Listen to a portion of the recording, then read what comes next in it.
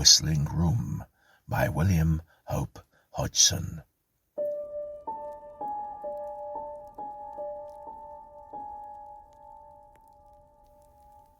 Carnacki shook a friendly fist at me as I entered late.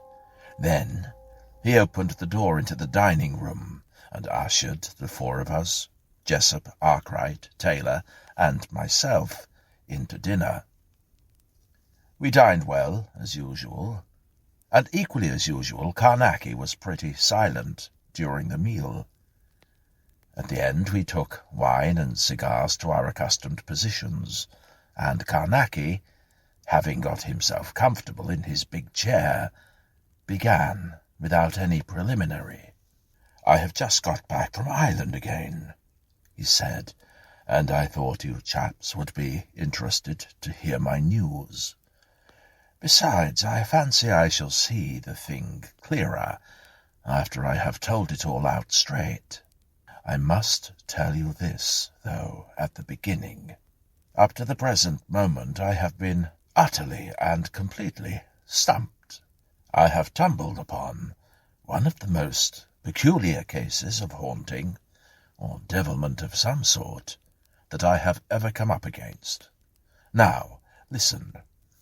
I have been spending the last few weeks at Ayastray Castle, about 20 miles northeast of Galway. I got a letter about a month ago from a Mr. Sid K. Tassock, who it seemed had bought the place lately, and moved in, only to find that he had got a very peculiar piece of property. When I reached there, he met me at the station, driving a jaunty little car, and drove me up to the castle, which, by the way, he called a little shanty.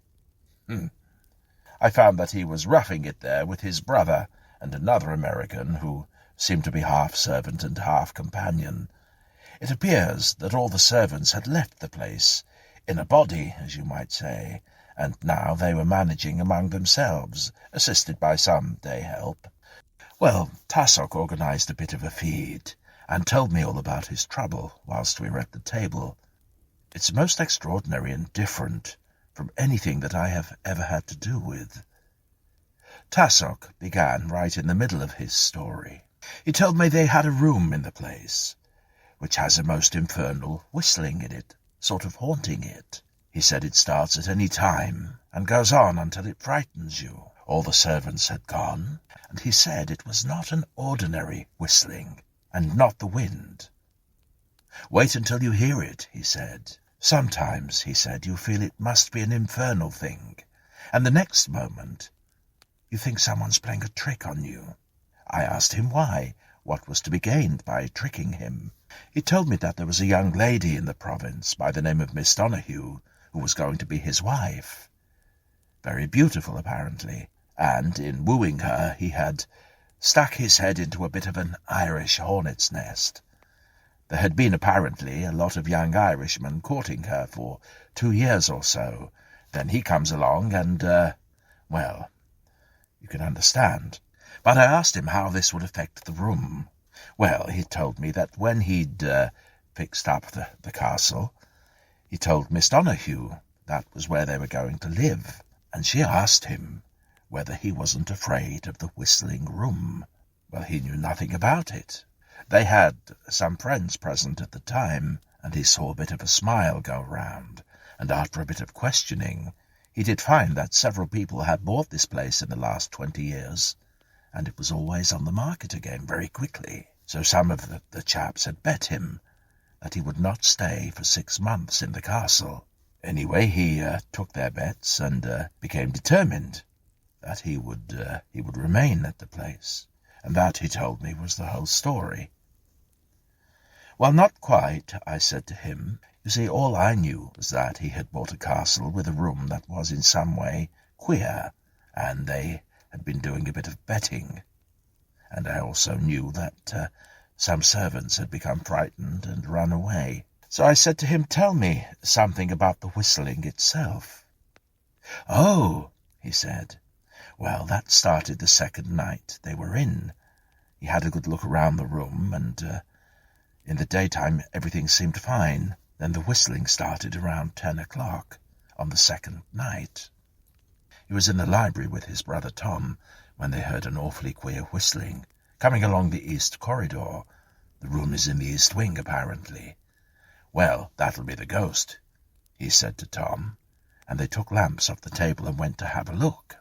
They said that even as they approached the room, they felt strange. The whistling had a sort of tune in a way, but it felt as if some devil or some rotten thing were laughing at them, apparently. Well, they got to the door and rushed in. Then the sound of the thing apparently hit them fairly in the face.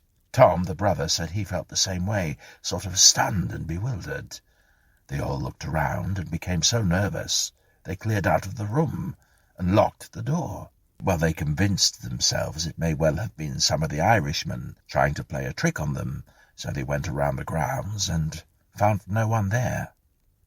So they went back into the house and walked throughout it, then went back to the room, but they couldn't stand it.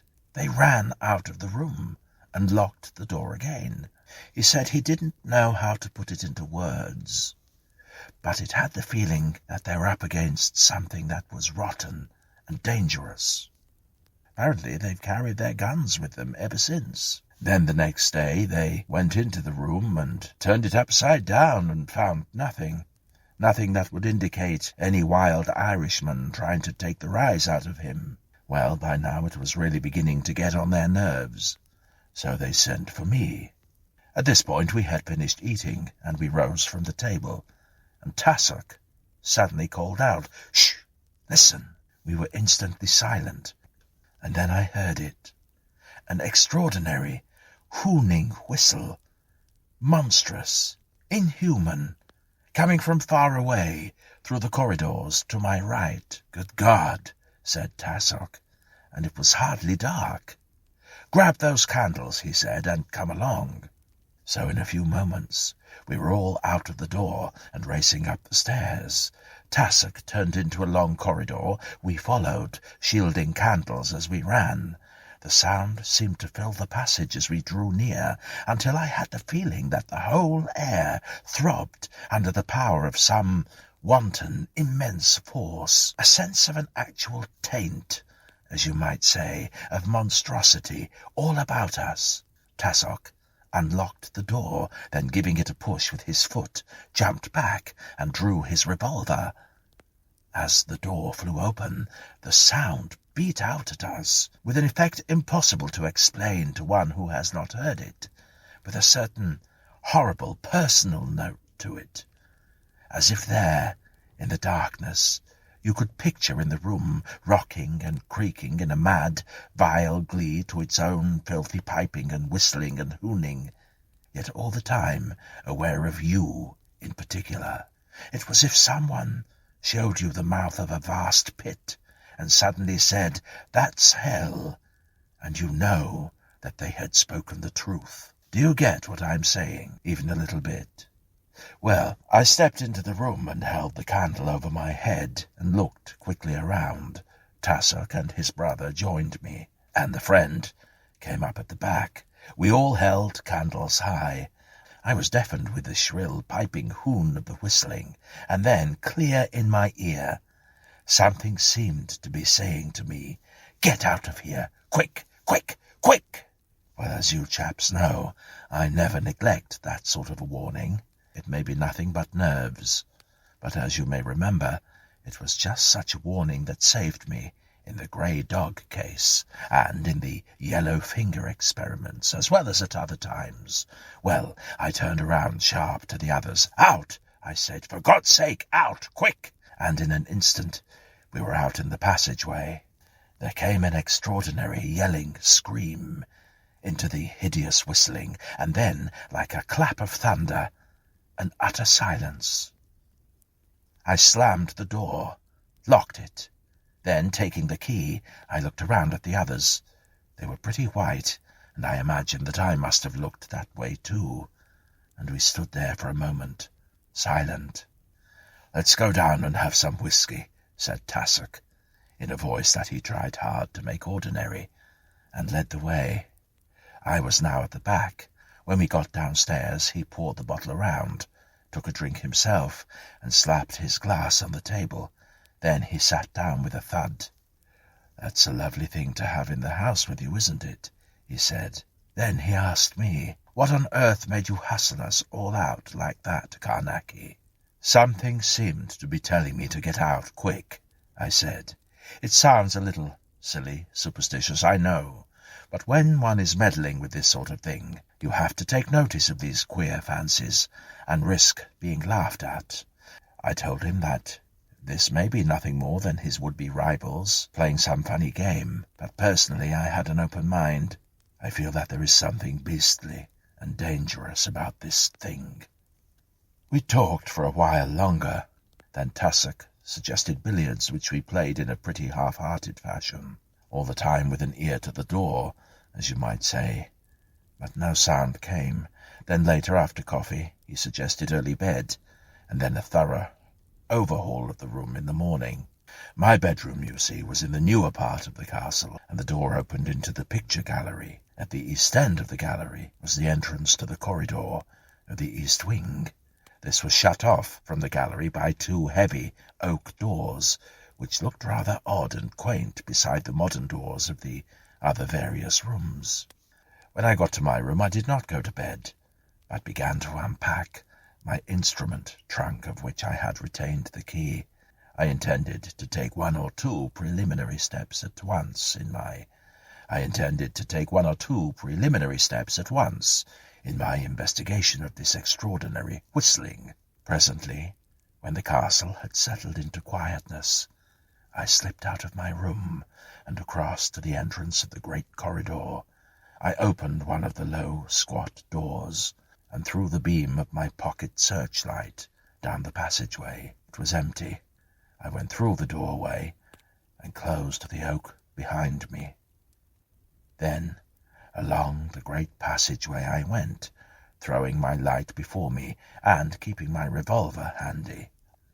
I had hung a protection belt of garlic round my neck, and the smell of it seemed to fill the corridor and give me assurance, for, as you all know, it is a wonderful protection against the more usual forms of semi-materialization, by which I supposed the whistling might be produced, though at that period in my investigation I was still quite prepared to find it due to some perfectly natural cause, for it is astonishing, of course, the number of cases that prove to have nothing abnormal in them. In addition to wearing the necklet, I had plugged my ears loosely with garlic, and as I did not intend to stay more than a few moments in the room, I hoped to be safe. I unlocked the door and turned the handle. Then I gave the door a sharp push with my foot, as Tussock had done, and drew my revolver, though I did not expect to have to use it, really. I shone the light all around the room, and then stepped inside with a disgustingly horrible feeling of walking into waiting danger. I stood expectant. Nothing happened, and the empty room looked bare from corner to corner. And then I realized that the room was full of an abominable silence, if you can understand that. A sort of purposeful silence, just as sickening as any of the filthy noises that things have power to make. Do you remember when I told you about the silent garden case? Well, this room had just the same malevolent silence. The beastly silence of a thing that is looking at you, and is not seeable itself. It thinks it has got you. Oh, I recognized it instantly, and I whipped the top off my torch, so as to have light over the whole room. Then I set to, working like fury, keeping my glance all about me. I sealed the two windows with lengths of human hair, right across, sealed them at every frame. As I worked, a queer, scarcely perceptible tenseness stole into the air of the place, and the silence seemed, if you can understand, to grow more solid. I knew then that I had no business there without full protection, for I was practically certain now that this was no ordinary thing. I finished at the window and hurried over to the great fireplace. This is a huge affair. It has a great gallows iron, I think they're called, protecting from the back of the arch. I sealed the opening with several human hairs, the seventh crossing the others. Then, just as I was finishing, a low, mocking whistle grew in the room. A cold, nervous prickling went up my spine and around my forehead from the back. The hideous sound filled all the room with an extraordinary, grotesque parody of human whistling, too gigantic to be human, as if something gargantuan and monstrous made the sounds softly. I stood there a last moment, pressing down the final seal. I had little doubt now that I had come across one of those rare and horrible cases of the inanimate reproducing the functions of the animate. I made a grab for my lamp and went quickly to the door, looking over my shoulder, listening for the thing I expected. It came just as I got my hand upon the handle, a squeal of incredibly malevolent anger, piercing through the low hooning of the whistling. I dashed out, slamming the door and locking it behind me. I leant a little against the opposite wall of the corridor, feeling rather funny, for it had been a hideously narrow squeak. There is no protection against this particular form of monster, except possibly for a fractional period of time, for it can reproduce itself, or take to its purpose the very protective material which you may use, and it has power even to form within the pentacle, though not immediately. There is, of course, the possibility of the unknown last line of the Sama ritual being uttered, and even then it has no power to protect for more than maybe 5 beats of the heart. Inside the room there was now a constant, meditative hooning, whistling, but presently this ceased, and the silence seemed worse, for there is such a sense of hidden mischief in a silence. After a while I sealed the door with crossed hairs, and then cleared off down the great passage and so to bed. For a long time I lay awake, but managed eventually to get some sleep. Yet at about 2 o'clock I was waked by the whistling of the room coming to me, even through the closed doors. The sound was tremendous. It seemed to beat through the whole house with a presiding sense of terror, as if, I remember thinking, some monstrous giant had been holding mad carnival with itself at the end of that great passage. I got up and sat on the edge of the bed, wondering if I ought to go along and have a look at the seal, and suddenly there came a thump on my door. Tassoc walked in his dressing gown over his pyjamas. "I thought it would have waked you, so I came along to have a talk," he said. "I can't sleep." "Extraordinary, isn't it?" I said, and tossed him my case. He lit a cigarette, and we sat and talked for about an hour, and all the time the noise went on down at the end of the big corridor. Tassoc suddenly sat up. "Let's take our guns," he said, "and examine the brute," and turned toward the door. "No, no," I said, "by Jove, no. I can't say anything definite yet, but I believe that room is about as dangerous as it well can be." "Haunted? Really haunted?" he asked me keenly. I told him, of course, that I could not yet say a definite yes or no to such a question, but that I hoped to be able to make a statement soon. Then I gave him a little lecture on the false materialization of the animate force through the inanimate inert. He began then to understand the particular way in which the room might be dangerous if it were really the subject of a manifestation. About an hour later, the whistling ceased quite suddenly, and Tassoc went off to bed again. I went back to mine, and eventually got another spell of sleep. In the morning I walked to the room. I found the seals on the door intact. I went in. The window seals and the hair were all right, but the 7th seal, across the great fireplace, was broken. This set me thinking. I knew that it might very possibly have snapped through my having tensioned it too tightly, but then again it might have been broken by something else. I removed the other hairs and the seals. Then I looked up the chimney. It went up straight, and I could see blue sky at the top. It was a big open flue, free from any suggestion of hiding places or corners. Yet, of course, I did not trust any such casual examination, and after breakfast I put on my overalls and climbed to the very top, sounding all the way, but I found nothing.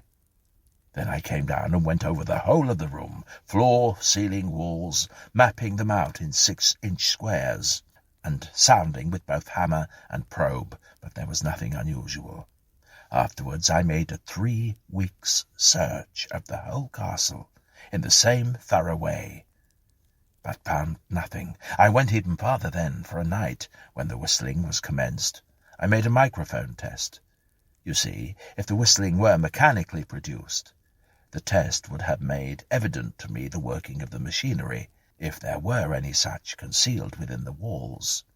But there was nothing of the sort in the castle, so that I had practically no doubt at all now that it was a genuine case of what is popularly termed haunting. All this time, every night, and sometimes most of each night, the hooning, whistling of the room was intolerable. It was as if an intelligence knew there were steps being taken against it, and piped and hooned in a sort of mad, mocking contempt. I tell you, it was as extraordinary as it was horrible. Time after time I went along to the sealed door, for I always kept the room sealed. I went at all hours of the night, and all the time I would stand watching. The hooning of the whistling would seem to fill up the whole corridor, so that I used to feel a precious lonely chap there, messing about with one of hell's mysteries. Every morning I would enter the room and examine the different hairs and seals.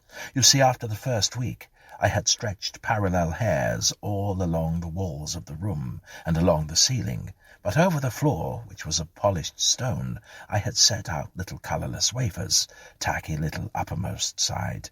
Each wafer was numbered and arranged in a definite plan, so that I'd be able to trace the exact movements of any living thing that went across.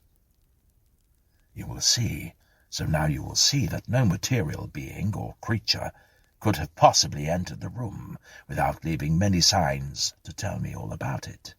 But nothing was ever disturbed, and I began to think I should have to risk an attempt to stay a night in the room, in the electric pentacle.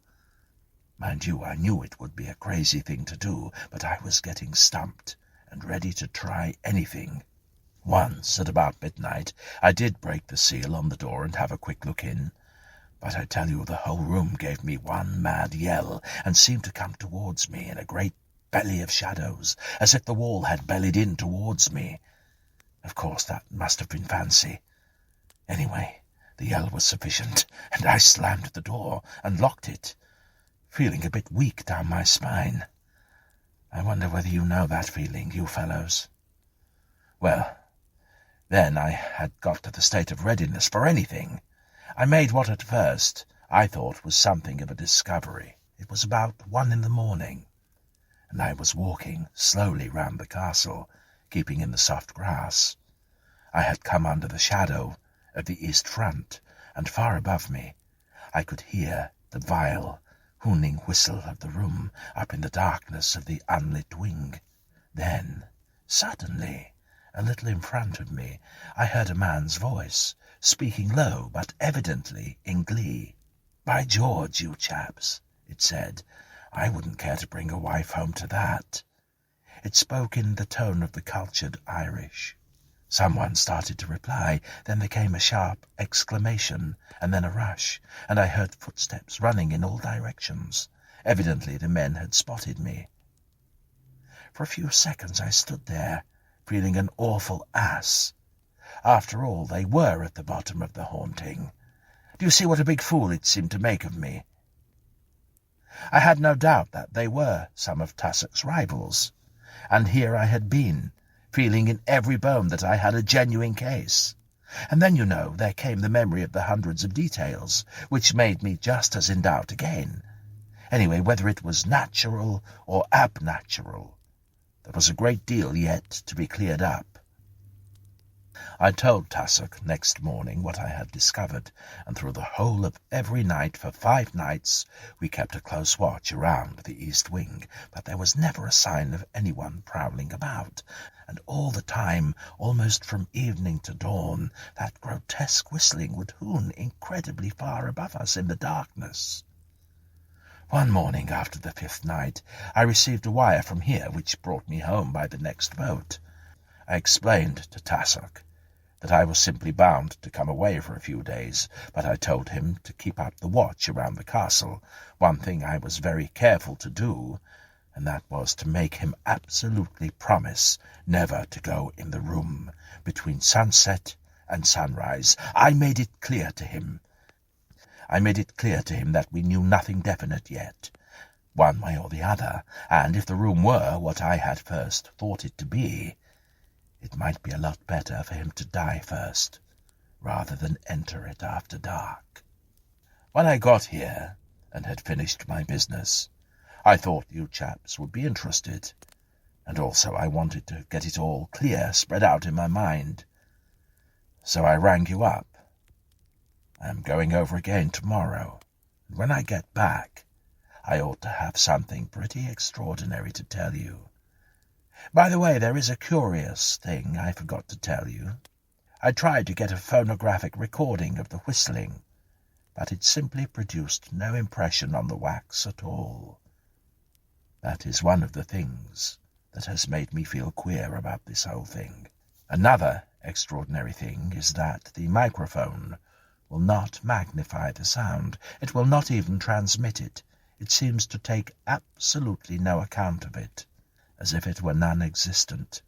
I am absolutely and utterly stumped to the present, and I am quite curious to see whether any of you dear clever heads can make any daylight of it. I cannot, not yet.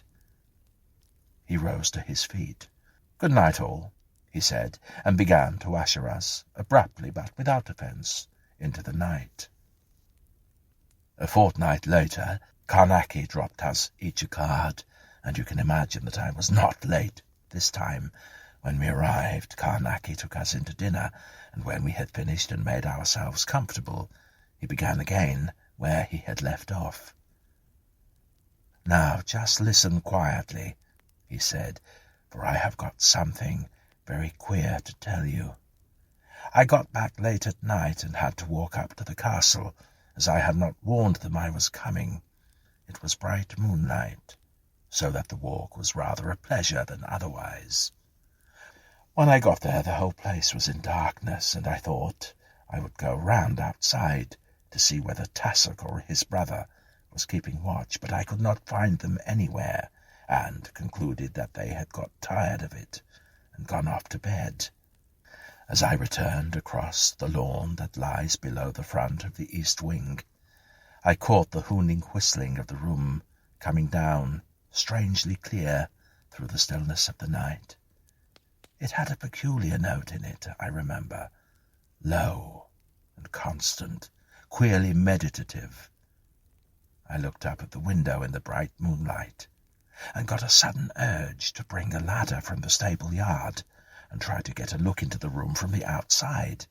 With this notion I hunted round at the back of the castle, among the straggle of offices, and presently I found a long ladder that was light, but still heavy for one. I thought at first I might never get it reared, but I did manage at last, and I let the ends rest very quietly against the wall a little below the sill of the larger window.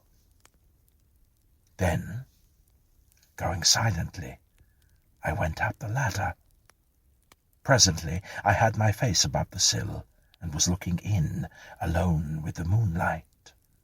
Of course, the queer whistling sounded louder up there, but it still conveyed that peculiar sense of something whistling quietly to itself. Can you understand?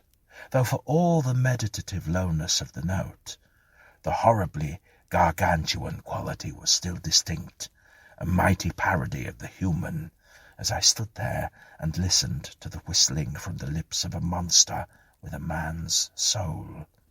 And then, I saw something. The floor, in the middle of the huge empty room, was puckered up toward the ceiling into a strange, soft-looking mound, parted at the top into an ever-changing hole that pulsated to that great, gentle hooning. At times, as I watched, I saw the heaving of the intended mound gap across with a queer inward suction, as if with the drawing of an enormous breath. Then the thing would dilate and pout once more to the incredible melody. And suddenly, as I stared, dumb, it came to me that the thing was living. I was looking at two enormous, blackened lips, blistered and brutal, there in the pale moonlight. Abruptly, they bulged out to a vast, pouting mound of force and sound, stiffened and swollen and hugely massive and clean-cut in the moonbeams, and a great sweat lay heavy on the vast of the upper lip. In the same moment of time, the whistling had burst into a mad, screaming note that seemed to stun me, even where I stood outside the window, and then the following moment I was staring blankly at the solid, undisturbed floor of the room. Smooth, polished stone, and there was an absolute silence.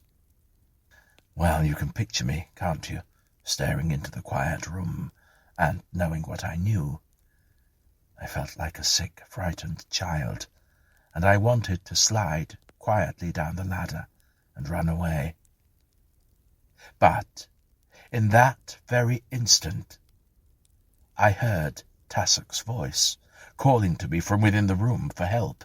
Help! My God, I had got into such an awful dazed feeling, and I had a vague, bewildered notion that, after all, it was the Irishmen who had got him in there and were taking it out of him. And then the call came again, and I burst through the window and jumped in to help him. I had a confused idea that the call had come from within the shadow of the great fireplace, and I raced across to it. But no one was there. "Tassock!" I shouted, and my voice went empty-sounding round the great apartment. And then, in a flash, I knew that Tassock had never called. I whirled around, sick with fear, towards the window, and as I did so, a frightful, exultant whistling scream burst through the room. On my left, the wall had bellied in towards me in a pair of gargantuan lips, black and utterly monstrous, to within a yard of my face. I fumbled for a mad blank instant for my revolver, not for it, but for myself, for the danger was 1,000 times worse than death. And then, suddenly, the unknown last line of the Sa-Ma ritual was whispered quite audibly in the room. Instantly, the thing happened that I have known once before.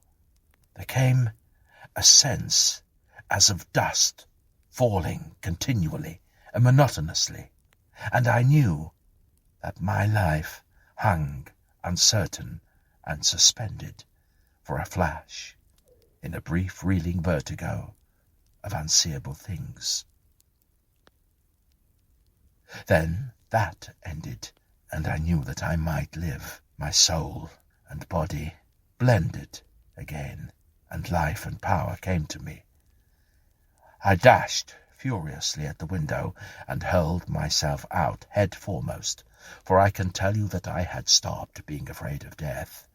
I crashed down onto the ladder and slithered, grabbing and grabbing, and so came, some way or other, alive, to the bottom. And there I sat, in the soft wet grass, with the moonlight all about me, and far above, through the broken window of the room, there was a low whistling. That is the chief of it. I was not hurt. I went round to the front and knocked Tassock up, and when they let me in, We had a long yarn over some good whisky, for I was shaken to pieces, and I explained things as much as I could. I told Tussock that the room would have to come down, and every fragment of it burned in a blast furnace, erected within a pentacle. He nodded. There was nothing to say. Then I went to bed. Well, we turned a small army onto the work, and within 10 days that lovely thing had gone up in smoke, and what was left was calcined and clean. It was when the workmen were stripping the panelling that I got hold of a sound notion of the beginnings of that beastly development.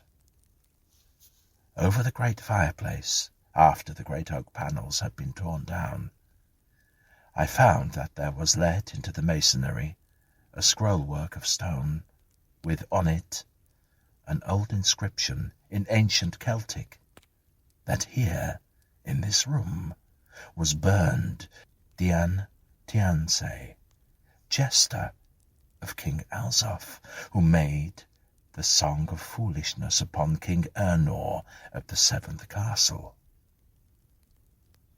When I got the translation clear, I gave it to Tussock.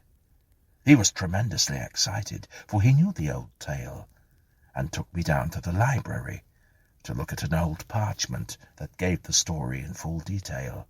Afterwards I found that the incident was well known about the countryside, but always regarded more as a legend than as history. And no one seemed to ever have dreamt that the old east wing of Iastre Castle was the remains of the ancient 7th castle. From the old parchment, I gathered that there had been a pretty dirty job done back in the years. It seems that King Alsoph and King Ernor had been enemies by birthright, as you might say, but that nothing more than a little raiding had occurred on either side for years, until Dian Tiansay had made the song of foolishness upon King Ernor, and sang it before King Alsoph, and so greatly was it appreciated that King Alsoph gave the jester one of his ladies to wife.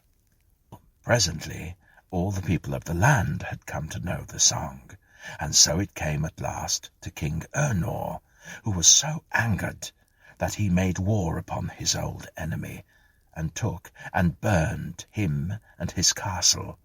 But Dian Tiansay, the jester, he brought with him to his own place, and having torn his tongue out because of the song which he had made and sung, he imprisoned him in the room in the east wing, which was evidently used for unpleasant purposes, and the jester's wife he kept for himself, having a fancy for her prettiness.